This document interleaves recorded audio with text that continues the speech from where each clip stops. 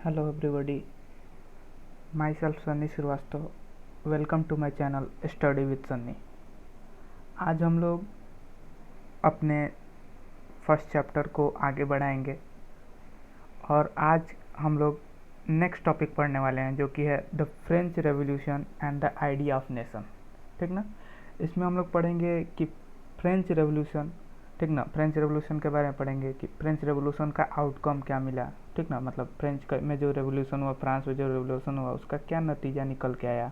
ठीक ना, और फ्रांस एज ए नेशन किस तरीके से इमर्ज हुआ। ठीक ना, किस तरीके से एक राष्ट्र के रूप में किस तरीके से उसका उद्गम होता है, किस तरीके से उभर के आता है। ठीक ना, और आइडिया ऑफ नेशन क्या था। ठीक ना, ये सारी चीज़ें हम लोग इस टॉपिक में जानने वाले हैं। आपको ये चीज़ें पता होंगी। ठीक ना, जैसे कि फ्रेंच रेवोल्यूशन के बारे में तो बहुत सारी चीज़ें आपको पता होनी चाहिए क्योंकि आपने क्लास 9th में फ्रेंच रेवोल्यूशन के बारे में पढ़ाया है। ठीक ना, बहुत अच्छे तरीके से पढ़ाया भी गया आपको। ठीक ना, तो फ्रेंच रेवोल्यूशन उस चैप्टर का यहाँ पे बहुत ज़्यादा इंपॉर्टेंट रोल है। ठीक ना, आप रिकॉल करते रहिएगा, एक एक चीज़ को मैं आपको बताते चलूँगा। जैसा कि आपको पता होगा, फ्रेंच रेवोल्यूशन की शुरुआत हुई थी 14 जुलाई 1789 में। ठीक ना, 14 जुलाई 1789 को फ्रेंच रेवोल्यूशन स्टार्ट होता है। ठीक ना, वहीं से शुरुआत होती है फ्रांस में नेशनलिज्म की। ठीक ना,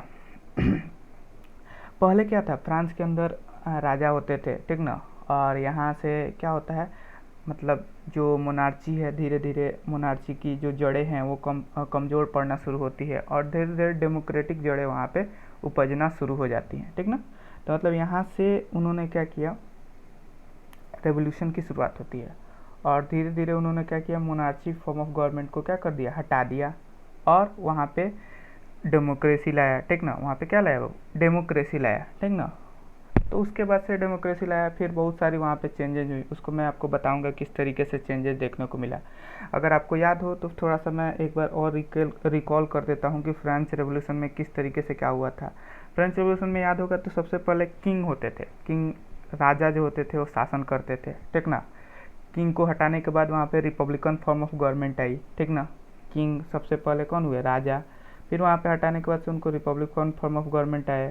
फिर क्या हुआ बाबू, उसके बाद से क्या देखने को मिला, उसके बाद से देखने को मिला कि फिर जैकोबिन क्लब आया। ठीक ना, याद होगा आपको जैकोबिन क्लब। ठीक ना, फिर जैकोबिन क्लब के बाद से आपको याद होगा डायरेक्टरी आई थी। ठीक ना, फिर कौन आया, फिर आपको याद होगा नेपोलियन आया था। कौन आया था बाबू, नेपोलियन आया था, जिसके बारे में हम लोग जानते भी हैं। ठीक ना, फिर नेपोलियन के हट जाने के बाद से फ्रांस में क्या हो गई, डेमोक्रेसी आ चुकी थी।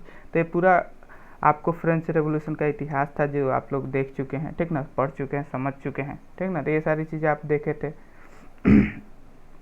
तो वही यहाँ पे बताने का प्रयास किया गया। ठीक है, तो अब ये सारी चीज़ें तो हो चुकी थी, इसके बाद से क्या हुआ वो चीज़ें हमको समझनी है। ठीक ना, कि इसके बाद से क्या हुआ, फ्रांस अगर एक नेशन स्टेट बन चुका था, उसके बाद से क्या हुआ, किस तरीके से सेंस ऑफ कॉमन आइडेंटिटी, मतलब एकजुटता किस तरीके से फ्रांस के लोगों में लाई गई, ये सारी चीज़ें हम लोग जानेंगे कि एकजुटता लाने के लिए, मतलब फ्रांस के लोगों में ऐसा लगे कि हाँ हम लोग एज ए फ्रांसियन हैं। ठीक ना, फ्रेंच हैं। ठीक ना, फ्रांसियन नहीं, फ्रेंच हैं। ठीक ना, तो उसके लाने के लिए, लोगों में एकजुटता लाने के लिए फ्रांस में क्या किया गया, तो उन्होंने sense of common collective identity लाने का प्रयास किया लोगों के बीच। ठीक ना, तो किस तरीके से लाया। ठीक ना, वो निम्नलिखित आपके स्टेप्स हैं जिन स्टेप्स में उन्होंने कार्य किया, क्या लाने के लिए, सेंस ऑफ कलेक्टिव आइडेंटिटी लाने के लिए फ्रांस में। ठीक ना, तो पहला पॉइंट आपको ध्यान से देखना होगा। पहला उन्होंने क्या लाया, आइडिया ऑफ ला पात्रे एंड ले सिटिओन। ठीक ना, अब ये चीज़ें क्या होती है, ये दो ला पार्ट्रे ले सिटिओन, ये फ्रेंच वर्ड है बाबू। क्या है, फ्रेंच वर्ड है। ला पार्ट्रे मतलब होता है द फादरलैंड, जिस तरीके से इंडिया में मदरलैंड हम डिनोट करते हैं। ला सिटिओन मतलब सिटीजन्स, जो वहाँ के नागरिक हैं।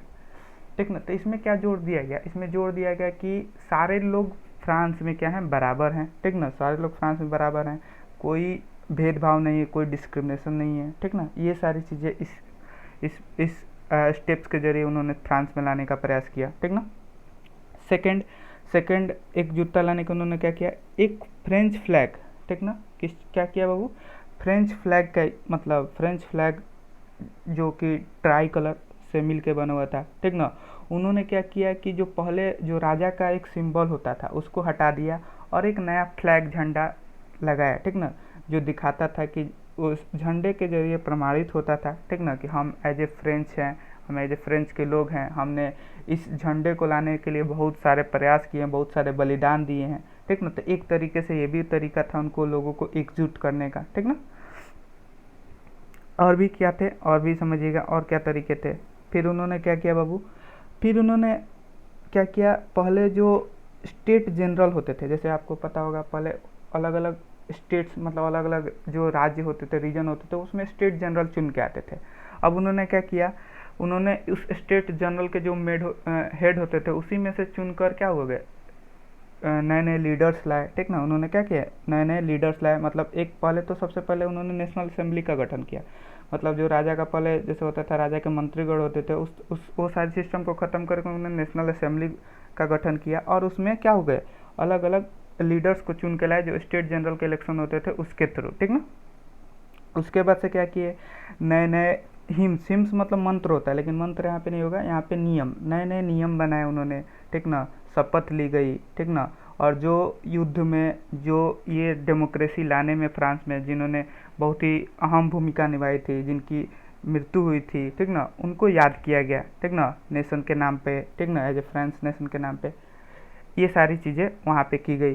फिर एक और पॉइंट, एक सेंट्रलाइज एडमिनिस्ट्रेटिव सिस्टम बनाया गया, ठीक ना। मतलब एक जैसे हमारे देश में क्या होता है, सेंट्रल गवर्नमेंट स्टेट गवर्नमेंट होता है ना, तो जैसे कि एक सेंट्रल गवर्नमेंट है जो मतलब जैसे कि अगर हमको पूरे देश का हाल जानना है कि हमारे देश किस तरीके से किस प्रिंसिपल पे वर्क कर रहा है, तो एक सेंट्रल गवर्नमेंट के पॉलिसीज़ के थ्रू, उनके नियम के थ्रू कि हमको सारी चीज़ें पता चल जाती है। उसी तरीके से इन्होंने भी एक सेंट्रलाइज एडमिनिस्ट्रेटिव सिस्टम लाया, ठीक ना, जो पूरे कंट्री में जिसका क्या होगा, यूज किया जाएगा, ठीक ना। ये सारी चीज़ें उन्होंने की, ठीक ना। Internal custom duty and dues were abolish, ठीक ना। कह रहा है कि जो अलग अलग टैक्स लेते थे वो लोग, ठीक ना, वो सारी चीज़ों को उन्होंने क्या किया, एबोलिश कर दिया, ठीक ना। देखिए अलग अलग टैक्स लेने से बहुत ज़्यादा दिक्कत भी होता था, ठीक ना। इस कारण से और एक एकजुटता की भावना नहीं आ पाती थी। जैसे कि माने कि हमारे ही देश है, हमारे देश में अलग अलग बहुत सारे स्टेट्स हैं। अब अलग अलग स्टेट्स में अलग अलग क्या हो गए, टैक्स अगर चालू कर दिए जाए तो लगेगा कि हाँ हम इसी स्टेट के नागरिक हैं, मतलब एक कंट्री वाली भावना नहीं आएंगी, मतलब एक इंडियंस की तरह भावना नहीं आएगी, ठीक ना। उसलिए उन्होंने ये सारे टैक्स भी ख़त्म कर दिए, ठीक ना। जैसे कि आज के डेट में एक जीएसटी है, जीएसटी को हम लोग क्या बोलते हैं, एक नेशन टैक्स बोलते हैं। उसी तरीके से उन्होंने ये सारी मतलब प्लान बनाई, इस तरीके से उन्होंने यूज किया, ठीक ना। और क्या हुआ, रीजनल डायलैक्ट्स, ठीक ना, मतलब जो क्षेत्रीय भाषा थे उसको दबाया गया और फ्रेंच लैंग्वेज को बढ़ावा दिया गया, ठीक ना। फ्रेंच लैंग्वेज को बढ़ावा दिया गया जिससे क्या हो लगे कि हाँ सब लोग एकजुट हैं, ठीक ना। मतलब फ्रांस को एकजुट करने का प्रयास किया गया कि जैसे कि अब देखिए जाहिर सी बात है कि अलग अलग लैंग्वेज रहेगा तो क्या होगा, एक थोड़ी सी दिक्कत होगी कि कुछ माने कि अब किसी एरिया में दूसरी भाषा बोली जा रही है, फिर उस दूसरे स्टेट में जा रहे हैं तो दूसरी लैंग्वेज बोली जा रही है। तो एक ही कंट्री में अगर इस तरह की चीज़ें हों तो थोड़ी सी क्या होती है, प्रॉब्लम का फेस करना पड़ता है लोगों को, ठीक ना। तो और थोड़ी सी क्या होती है जो एकजुटता है वो भी नहीं दिखाई पड़ती है, एज ए स्टेट हम नहीं दिखाई पड़ते हैं कि हाँ हम लोग जैसे कि एज ए स्टेट एक ही कंट्री के लोग हैं, ठीक ना। तो उसके लिए उन्होंने क्या किया कि फ्रेंच लैंग्वेज को प्रमोट किया, ठीक ना। ये सारी चीज़ें थी ये सारे स्टेप्स थे जो फ्रांस के लोगों ने क्या किया, या फ्रेंच गवर्नमेंट थी उन्होंने अप्लाई किया फ्रांस में सेंस ऑफ कलेक्टिव आइडेंटिटी लाने के लिए, ठीक ना। ये सारी चीज़ें उन्होंने प्रयास किया। अब देखिए ये जो रेवोल्यूशन था, ठीक ना, फ्रांस में जो क्रांति थी, ठीक ना, इतनी ज़्यादा इम्पोर्टेंट क्यों थी ये समझना आपको ज़रूरी है। ये इतनी इम्पोर्टेंट इसलिए थी क्योंकि फ्रांस ही पहला ऐसा देश था बाबू, समझिएगा ध्यान से, फ्रांस पहला ऐसा देश था जहाँ पे मोनार्ची सिस्टम को मतलब ख़त्म करके डेमोक्रेसी लाने का प्रयास किया गया, ठीक ना, पूरे यूरोप में, ठीक ना, पूरे वर्ल्ड में कह दीजिए, यूरोप नहीं पूरे वर्ल्ड में फ्रांस ही ऐसा देश था जिन्होंने पहले डेमोक्रेसी को ख़त्म करके क्या करना प्रयास किया, मोनार्ची को ख़त्म करके डेमोक्रेसी लाने का प्रयास किया। और यही कारण था कि फ्रांस बहुत ज़्यादा इंपॉर्टेंट रहा क्योंकि शुरुआत जो होती है, शुरुआत जहाँ से होती है, ठीक ना, उस चीज़ों को पढ़ना मतलब वो क्या होता है ज़्यादा इंपॉर्टेंट है। वहीं से बाकी स्टेट्स बाकी कंट्री ने भी देख के क्या किया, इस चीज़ को अप्लाई किया अपने अपने सेवरल कंट्री में, ठीक ना, अपने अपने अलग अलग कंट्री में, अपने अलग अलग देश में, ठीक ना। अब देखिए कह रहा है कि जिस तरीके से जब ये न्यूज़ हुआ कि ऐसी ऐसी घटनाएं हुई हैं फ्रांस में, तो अलग अलग जो यूरोप के सिटीज़ थे या अलग अलग जो कंट्रीज़ थी, ठीक ना, उन्होंने भी सोचा कि हम भी क्या करें, एक जैकोबिन क्लब जैसा ग्रुप बनाया है, ठीक ना। और जिस तरीके से फ्रांस में चेंजेज लाए गए हैं उस तरीके से हम लोग भी अपने कंट्री में क्या करें, चेंजेज लाएं, ठीक ना।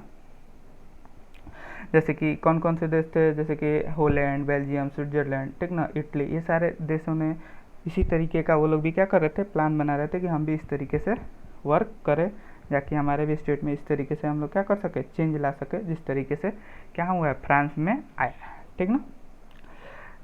उसके बाद से क्या हुआ जैसे जैसे अब जैसे ये माने कि जो भी आइडियाज़ हैं, तो आइडियाज़ को फैलाने के पीछे भी क्या था, जैकोबिन क्लब का बहुत बड़ा हाथ रहा, ठीक ना। जैसे कि जो भी ये आइडिया था, जो भी डेमोक्रेसी की आइडिया थी, ये इसमें जैकोबिन क्लब ने बहुत इंपॉर्टेंट रोल निभाया। आपको याद भी होगा, जैसे अभी मैंने रिपीट किया था आपको, पूरे फ्रेंच रेवोल्यूशन का समरी बहुत ही कम शब्दों में आपको बता दिया, ठीक ना।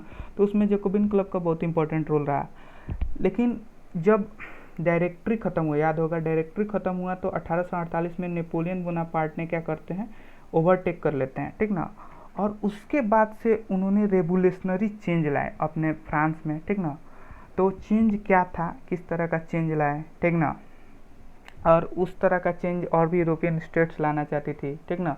इसके लिए फ्रांस आर्मी अलग अलग कंट्री में क्या करने लगी, जाने लगी, और आइडिया ऑफ नेशनलिज्म को फैलाना शुरू कर दिया, ठीक ना। तो उन्होंने क्या इम्पोर्टेंट चेंज लाया, जैसे कि आपको याद होगा उन्होंने एक weight and uniform weight and measurement system लाया था, ठीक ना। तो सारी चीज़ें भी बहुत ही मतलब एक क्या हुआ, रेवोल्यूशनरी चेंज था फ्रांस में, ठीक ना। और इसको देख के पूरा दुनिया अचंभित थी, ठीक ना। मतलब बहुत ज़्यादा इम्प्रेस थी इनसे कि इस तरीके की नीति किस तरीके से ला लिए, ठीक ना। तब हम लोग देखेंगे नेक्स्ट टॉपिक में, नेक्स्ट क्लास में हम लोग देखेंगे कि किस तरीके से नेपोलियन ने क्या चेंजेज लाए, ठीक ना। और उसका अलग अलग देशों पर क्या प्रभाव पड़ा, क्या उसके नियम थे, किस तरीके का नियम उन्होंने लाया फ्रांस में, ये सारी चीज़ें हम लोग नेक्स्ट क्लास में देखेंगे, ठीक ना। उम्मीद करता हूँ कि आपको सारी चीज़ें अच्छे से क्लियर हो रही होंगी, एक एक चीज़ आपको समझ में आ रहा होगा, ठीक ना।